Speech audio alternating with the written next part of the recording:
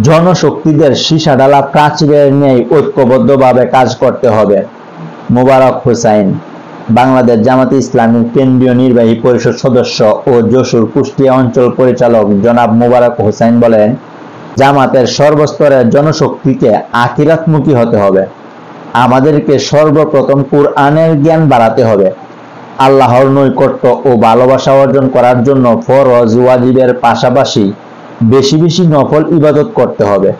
শেষ রাতে উঠে কিয়াম করার অভ্যাস করতে হবে। আত্মীয় স্বজন ও প্রতিবেশীর হক আদায় করতে হবে। জামাতের জনশক্তিকে সীসাঢালা প্রাচীরের ন্যায় ঐক্যবদ্ধ হয়ে প্রতিটি কাজে আঞ্জাম দিতে হবে। কর্মী ও দায়িত্বশীলদের মধ্যে আন্তরিক ভালোবাসা বৃদ্ধি করতে হবে। দেশ এখন শুধু খাদের কিনারায় নয়, একেবারে খাদের মধ্যে পড়ে গেছে। এ অবস্থায় দেশকে উদ্ধার করতে জামাতকেই উদ্যোগী ভূমিকা পালন করতে হবে এবং সে ভূমিকা পালনে কুষ্টিয়া জেলার জনশক্তিকেই সর্বাগ্রে এগিয়ে আসতে হবে।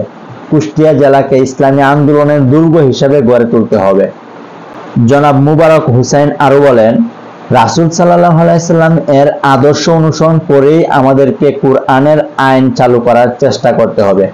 আল্লাহর আইন ও সৎ লোকের শাসন প্রতিষ্ঠিত হলে সমাজ ও রাষ্ট্রে শান্তি ও সুশাসন প্রতিষ্ঠিত হবে।